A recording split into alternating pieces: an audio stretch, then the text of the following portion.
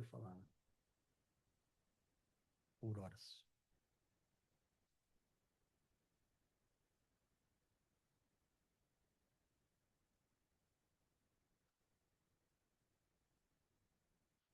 Boa tarde a todos.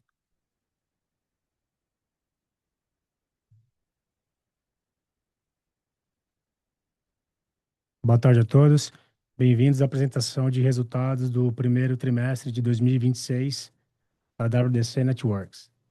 Sou Brian Pinho Roque, gerente de Relações com Investidores. Estou aqui com Vanderlei Rigatieri, CEO e fundador da companhia, e Felipe Meldonian, CFO e diretor de Relações com Investidores.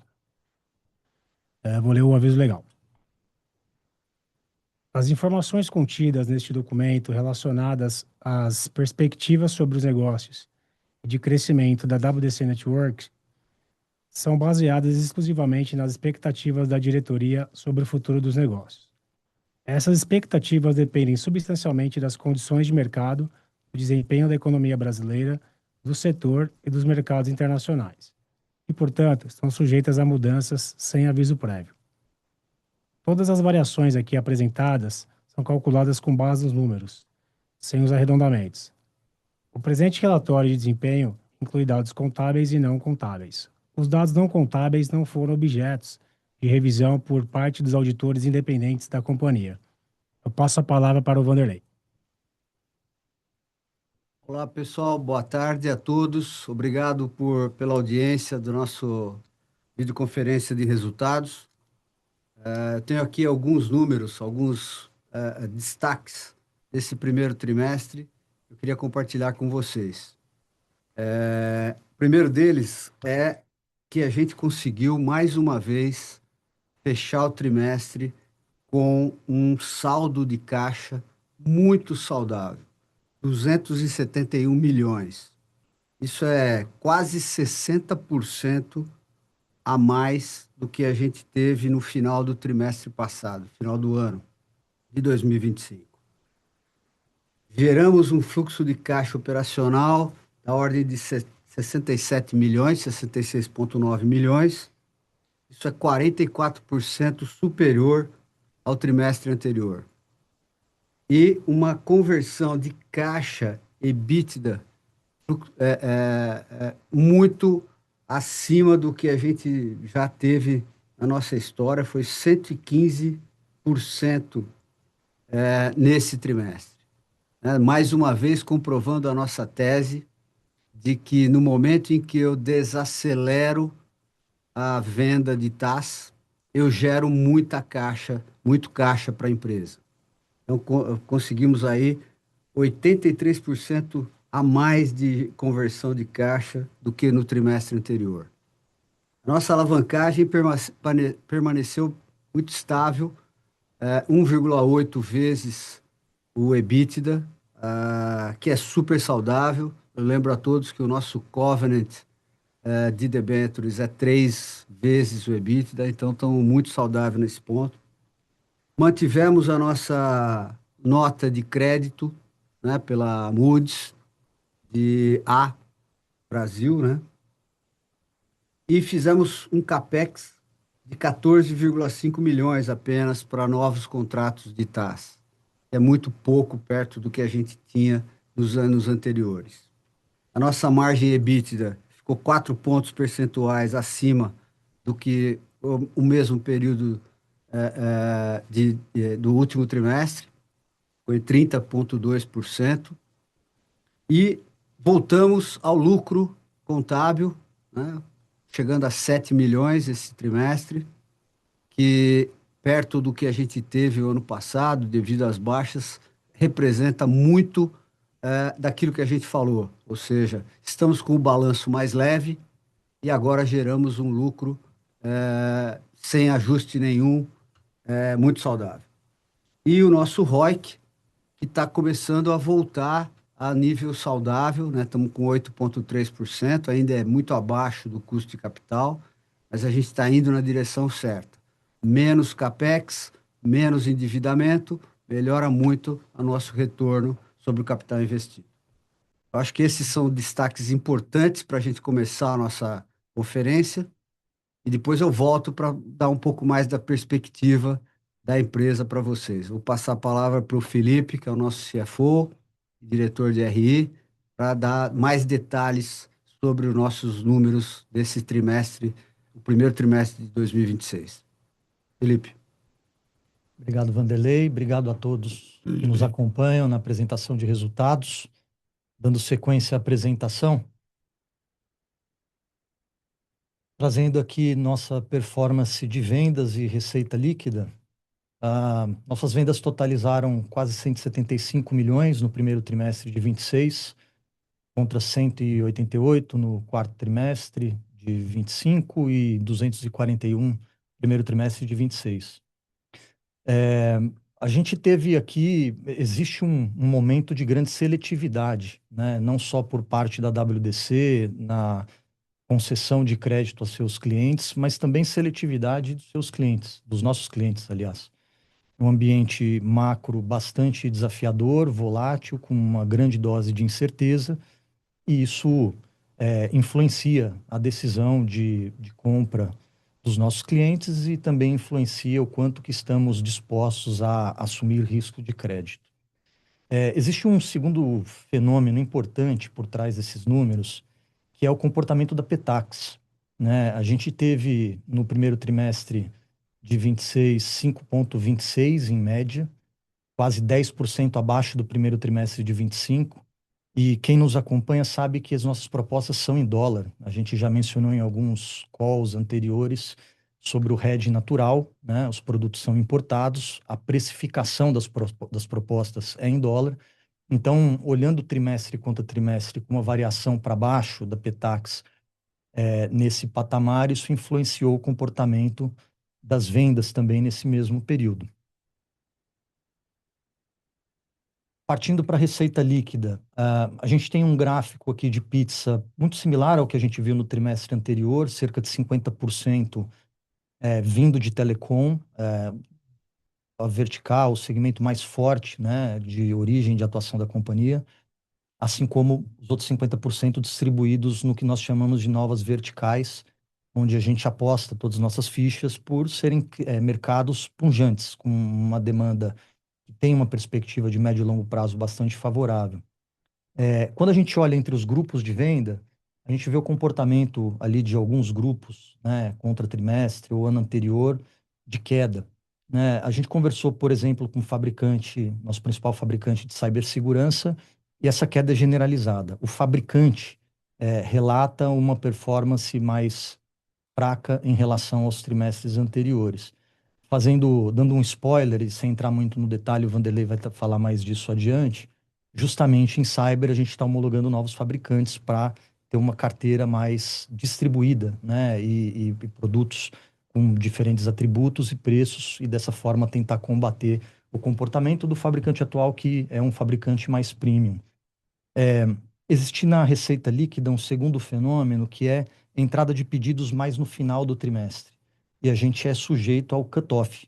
Se a gente analisa o que veio do quarto trimestre para o primeiro trimestre, o que pulou do primeiro trimestre para o segundo, a gente perdeu um bom tanto de receita líquida. É uma receita perdida, entenda, ela foi deslocada no tempo por conta das regras de reconhecimento contábil, já aparecem no mês de abril, mas é um fato que explica o comportamento total da receita contra o quarto trimestre e contra o primeiro trimestre de 25. Nosso lucro bruto totalizou quase 29%. Existe uma leve queda em termos de margem ao longo dos trimestres analisados. Isso é um fenômeno conhecido, previsto por conta do aumento do mix da revenda dentro da receita total. A título de ilustração, nós tínhamos 40% no primeiro trimestre vindo de TAS e agora cerca de 35%. Na medida em que a gente decidiu privilegiar a revenda, né, nesse momento de mercado, é esperado que haja esse comportamento da nossa margem bruta. EBITDA, aqui a gente traz não só o nosso EBITDA nominalmente, em termos de margem também, mas a conversão EBITDA caixa. A gente vem frisando já há alguns trimestres o foco a ênfase, né, nesse indicador. A gente entende que ele retrata de uma maneira mais adequada a dinâmica de negócio, de modelo. Então, sim, se comparado ao primeiro trimestre, há uma compressão da margem EBITDA. Já comparado ao quarto trimestre de 25, a gente até recuperou muito por conta das despesas operacionais, que foram mais favoráveis no primeiro trimestre de 26, nominalmente equivalentes, quase. E quando a gente observa a conversão EBITDA caixa, vemos uma curva crescente, e era justamente o que esperávamos, desejávamos e sinalizamos para o mercado, né? Chegando aí a quase 116% contra 84% e 67% no primeiro trimestre, quarto trimestre e primeiro trimestre de 26, respectivamente. Nosso resultado financeiro ele veio muito em linha com o resultado apurado no quarto trimestre de 25. Em termos de receita financeira, basicamente a mesma coisa. A principal diferença é atribuído a um menor volume de AVP, né? No primeiro trimestre, a gente submeteu um volume bem menor de clientes a acordos. O acordo, uma vez repactuado, ele é trazido a valor presente. Esse ajuste AVP é justamente um retrato disso. O quanto que se perde na medida em que faz um acordo e traz a valor presente. Na medida em que tem um menor volume de acordos no primeiro trimestre, se comparado ao quarto trimestre, a gente desafoga um pouco o resultado financeiro, a despesa financeira, sendo essa a principal variação no resultado financeiro. Nosso lucro líquido entregue foi de 7 milhões. Vale reforçar que não foi alvo de nenhum ajuste, né? Nós fizemos uma baixa extraordinária no quarto trimestre, foi amplamente divulgado, tanto na nossa apresentação como no próprio release. E dessa forma, a gente entende que com um balanço mais leve, a gente tem dados melhores, retratando a realidade da companhia. É uma reversão bastante significativa, né? 180 milhões de prejuízo contábil barra societário contra 7 milhões também contábil societário, sem nenhum ajuste para colocar nos mesmos termos. Então, essa é uma melhora que a gente celebrou bastante. Retorno sobre capital investido, mantivemos o patamar de 8,5%. Isso, os drivers, né, os vetores agindo por trás, o privilégio ali é o foco, né, em novas soluções, foco em revenda, um controle rigoroso de despesas operacionais, custos e margens, né? Um cuidado, um grande cuidado com relação à gestão do capital de giro, que a gente vai entrar em mais detalhes adiante. Entrando no nosso capítulo de caixa e alavancagem, fechamos aí com uma dívida líquida EBITDA de 1,8, 271 milhões de reais em caixa. Isso significa que basicamente todo o nosso endividamento de curto prazo está coberto com o caixa acumulado nesse período. A gente já também comentou, mas vale destacar que a gente vem utilizando o Fininps para prorrogação do prazo médio de pagamento. É verdade que o Finimp, uma vez executado, ele é deslocado do contas a pagar para o endividamento, mas no fim das contas é uma compra, né, que está por trás desse produto financeiro, e que, se computado no nosso custo médio ponderado da dívida, chegamos aí a CDI mais 1,7, é um patamar super competitivo, bem salta aos olhos, né, diante do momento de mercado em que a gente vive. Nosso CAPEX, assim como desejado, planejado lá embaixo, esse é um momento de preservação de liquidez, de foco em contratos de locação com melhor nível de risco, melhor precificação, né? Então, essa é um momento mais perene, vai durar pelo menos ao longo de 2026. É claro que, havendo uma excelente oportunidade de crédito, a gente vai considerar, mas o fato é que o foco aqui da companhia é a preservação desse CAPEX. Para ilustrar, a gente está falando em 15 milhões de reais, já chegamos a quase 50 milhões em um determinado trimestre em 2024. Então, é uma queda bem expressiva. Aqui nosso gráfico clássico de ciclo de caixa, nós mantivemos, né, na linha verde o ciclo de caixa por volta da ordem ali de 230, 240 dias. A gente rompeu um ciclo, né, de crescimento do ciclo do ciclo de crescimento, né, do número de dias de caixa na operação, e essa baixa extraordinária, né, nos levou para os 230 dias, que foi mantido nesse trimestre.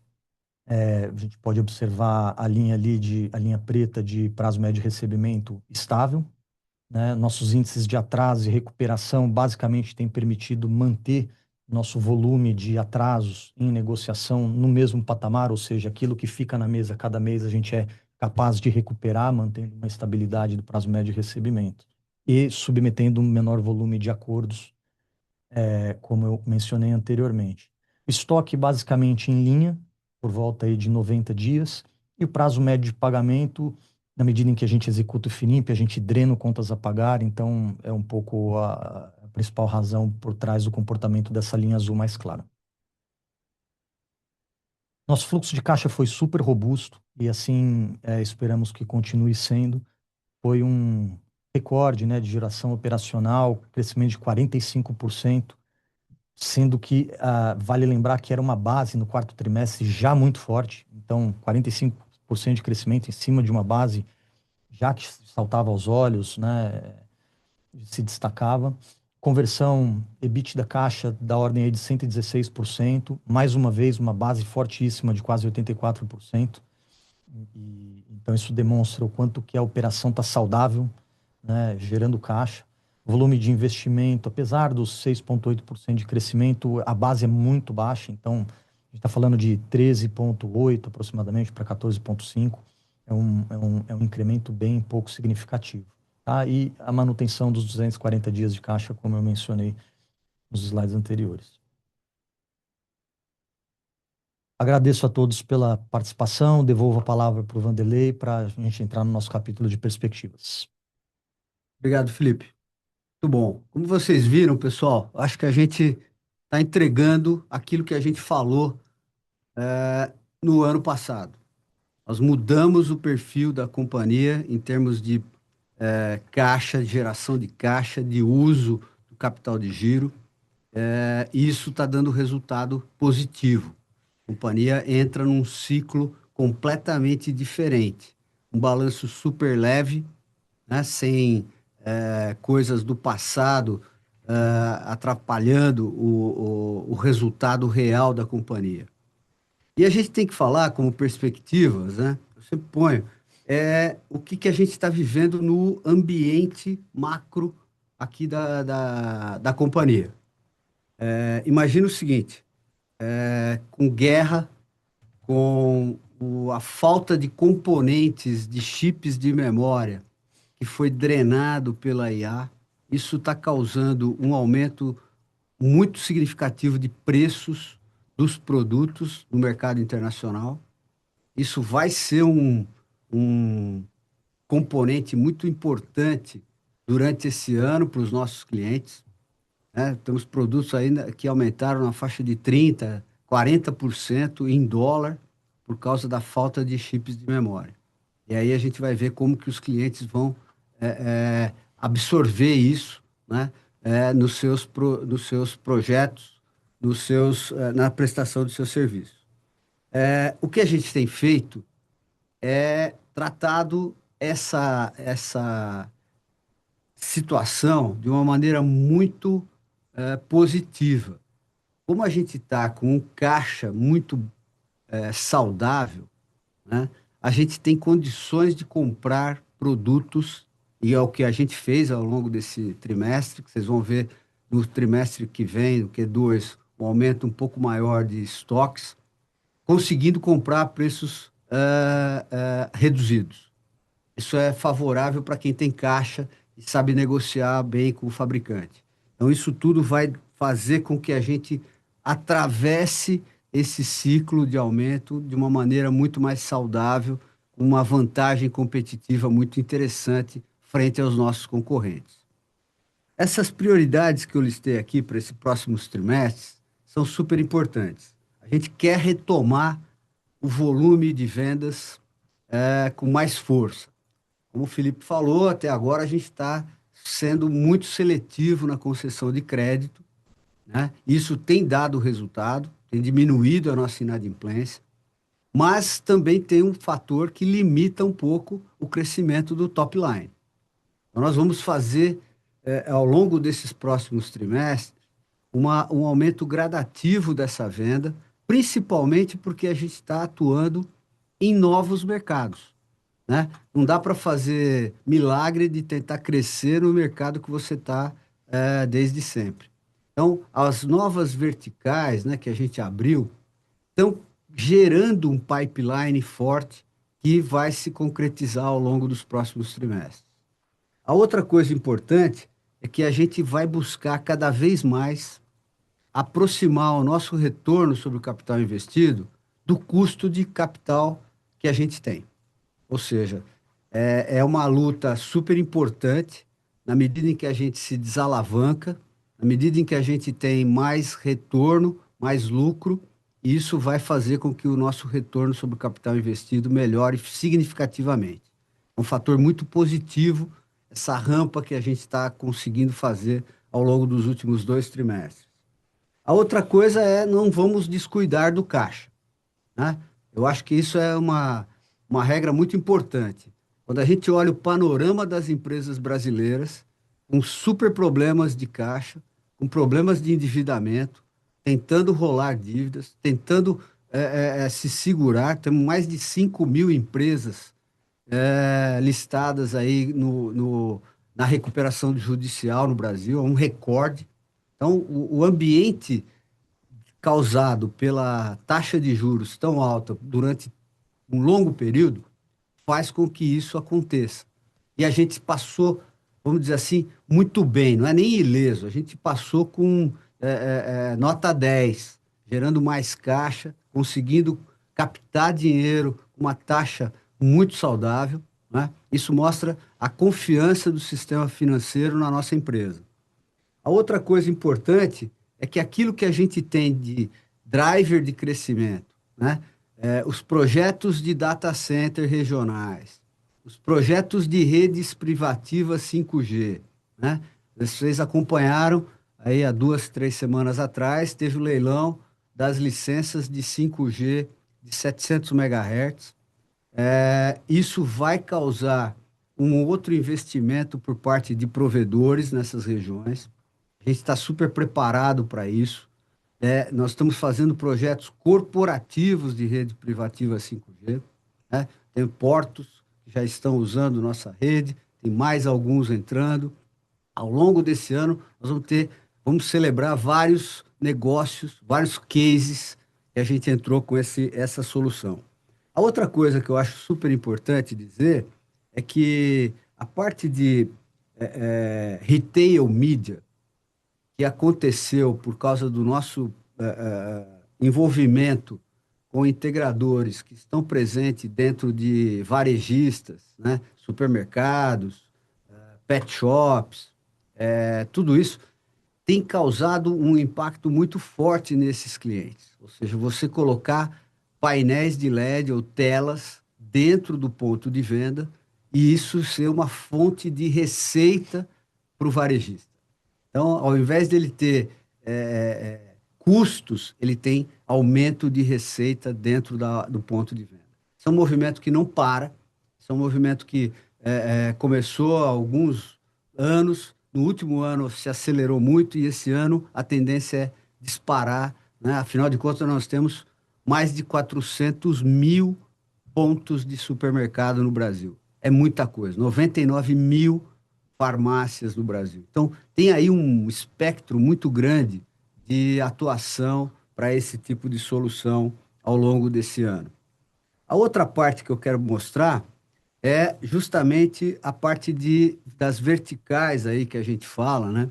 E da organização interna para conseguir fazer esses novos negócios terem uma pujança e uma participação maior dentro da nossa receita. Então, você imagina o seguinte, a WDC, como a gente falou já no ano passado, ela deixou de ser uma empresa que é considerada um distribuidor e a gente se posiciona hoje como uma plataforma de acesso à tecnologia. É muito diferente de você ser um box mover. A gente tem o Design Center, a gente tem uma equipe muito forte para ajudar a desenhar o projeto.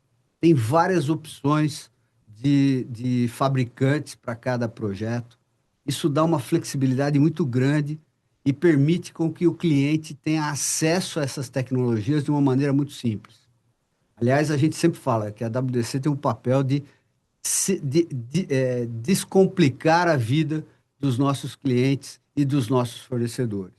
Então, essas verticais de crescimento que eu já citei, né, que é data center, toda essa infra para rodar IA, nuvem, toda a parte de cibersegurança, que apesar do trimestre passado teve um solavanco, a gente está celebrando mais, pelo menos 4 novos acordos que vão entrar em operação nos próximos meses, com fabricantes novos, com soluções diferentes para a cibersegurança. Isso vai dar um gás muito forte para os nossos canais, então mais opções de produtos para esses canais venderem.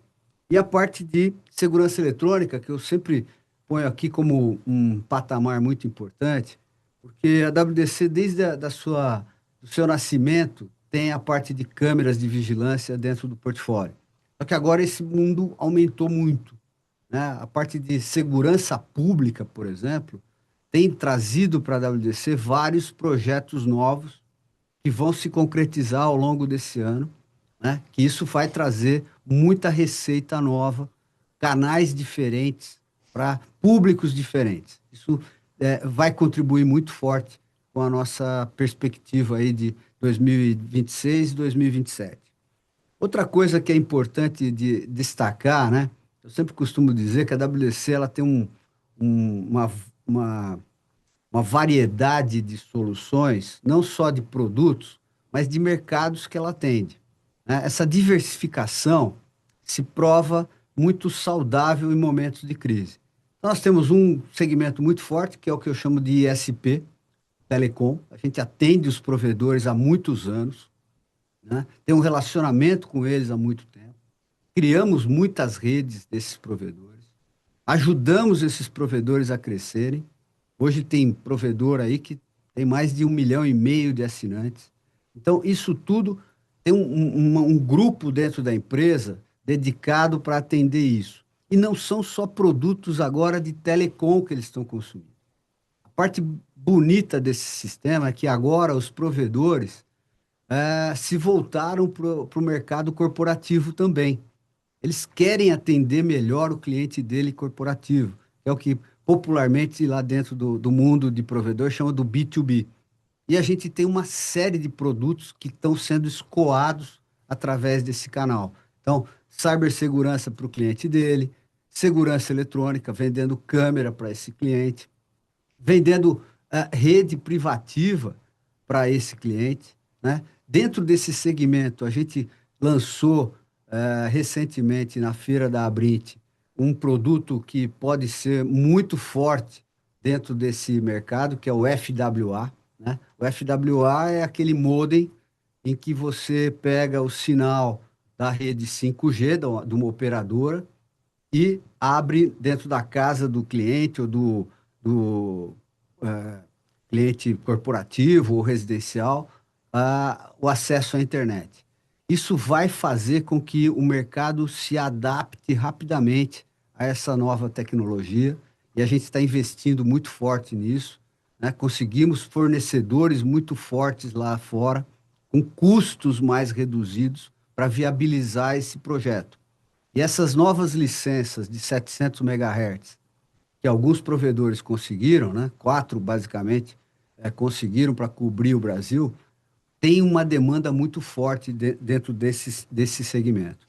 A outra parte é a distribuição tradicional, distribuição via canal, né? aí a gente tem um universo de produtos e de soluções muito vasto, né? Mas ele tem uma dinâmica diferente do que é a dinâmica do provedor, né? E a outra parte que a gente criou desde o ano passado e que agora começa a trazer um pipeline muito forte, que é o atendimento a grandes contas.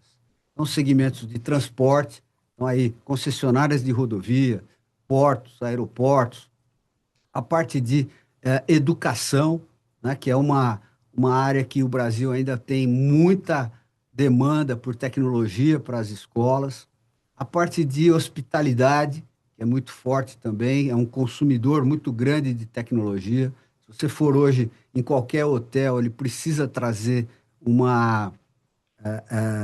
acesso à internet, oferecer essa tecnologia para o hóspede, assim como hospitais, né? E a parte também de energia. Então, as concessionárias de energia, as grandes empresas de mineração, que também são grandes mercados para a WDC em termos de rede 5G, de bateria BESS, né, que é a bateria de grande porte. Então, enfim, esse tipo de segmentação que a gente fez dentro da WDC traz uma perspectiva muito melhor de entendimento do nosso negócio, né? Eu sempre sou questionado, às vezes, quando eu estou com um investidor, com um acionista, com quem pôs dinheiro na WDC, de entender o nosso modelo. Eu acho que isso ajuda muito a explicar esses três segmentos que a gente tem de clientes diferentes, com dinâmicas diferentes. E, como sempre, eu digo que a WDC não é uma empresa para você analisar no curto prazo apenas. Apesar de que o nosso curto prazo está muito bom. Mas eu falo sempre o seguinte: a gente está aqui com uma visão de longo prazo. A empresa pensa sempre no futuro, né? Tem coragem de fazer as decisões não para tapar buraco. A gente está pavimentando uma estrada de crescimento, uma avenida muito longa de crescimento com essas decisões que a gente tomou.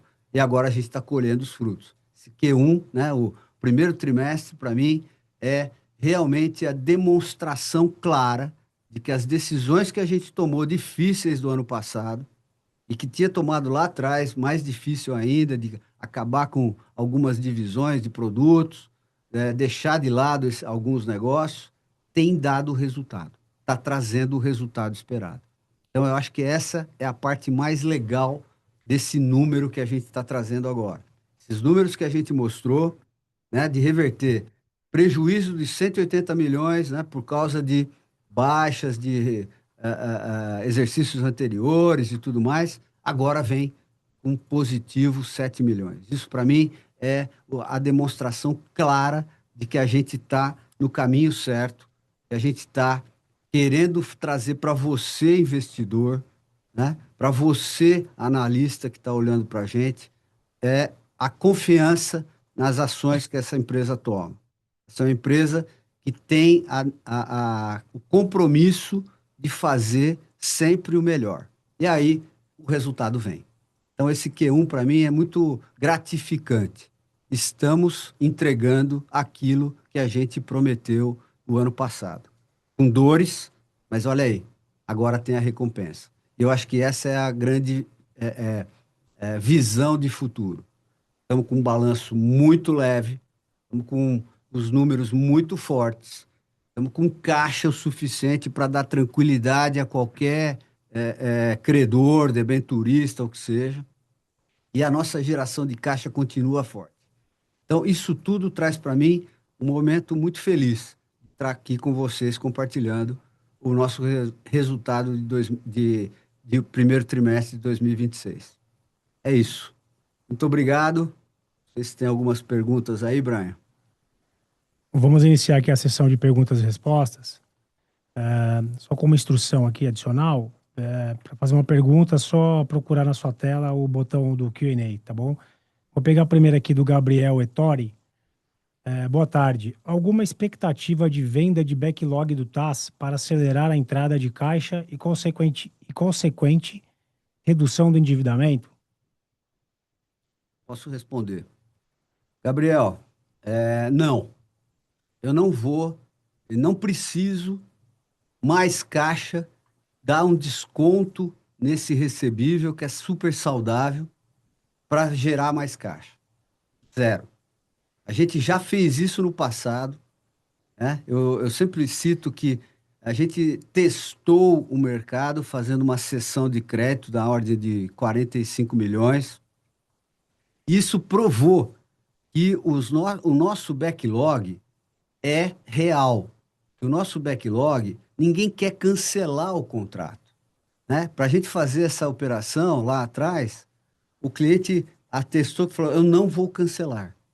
Então, isso significa o seguinte: esse backlog, depois desse ajuste todo que a gente fez no ano passado, ele está super saudável.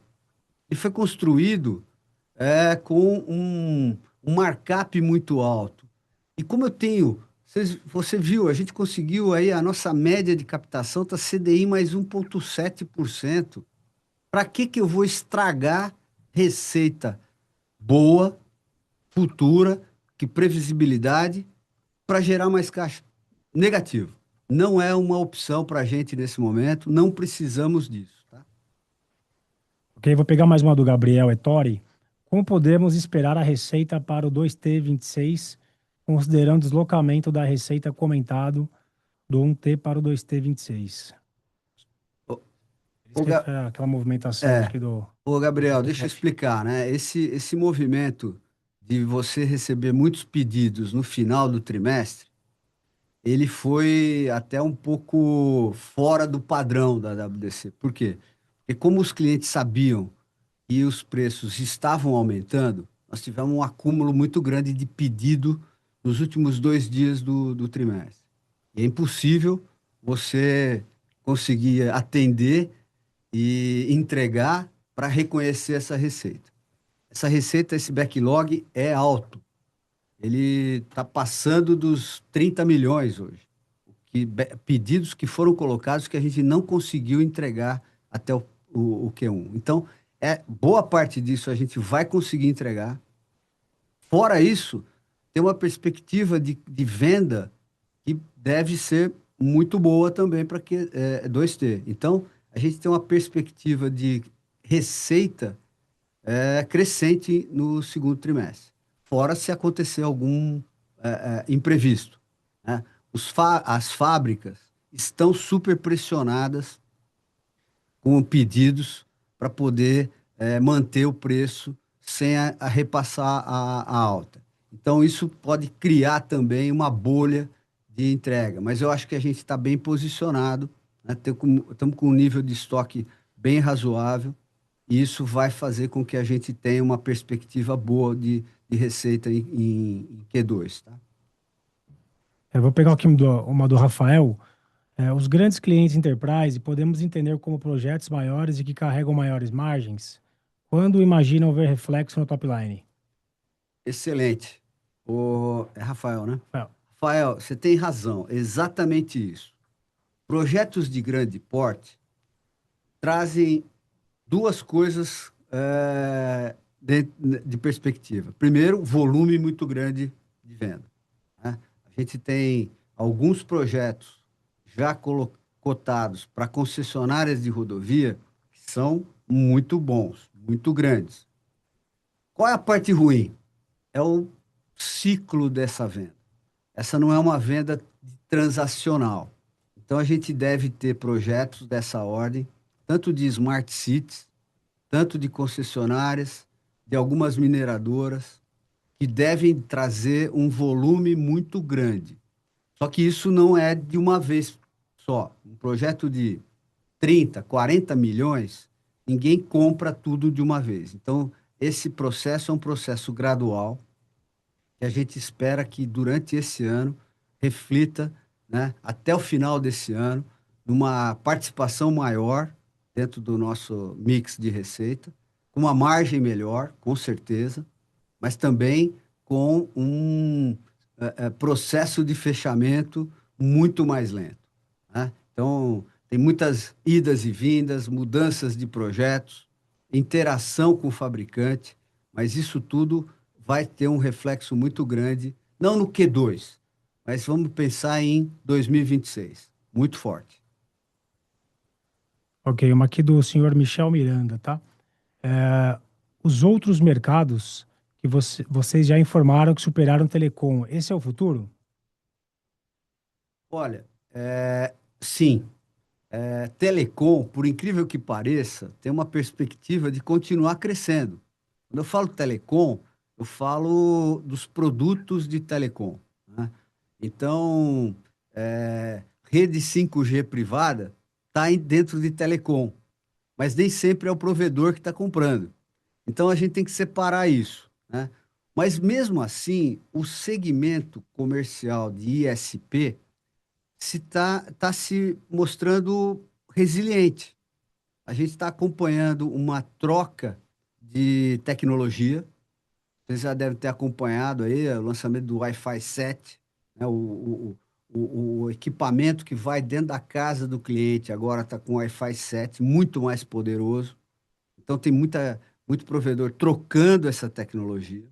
Claro que não é tão grande quanto a construção de novas redes, mas é significativo. Então, mas os outros segmentos que a gente está olhando, que a gente falou aqui de receita, cyber, data center, própria segurança eletrônica, áudio e vídeo como um todo, retail media, deve sim ter uma representatividade bem maior ao longo desse ano.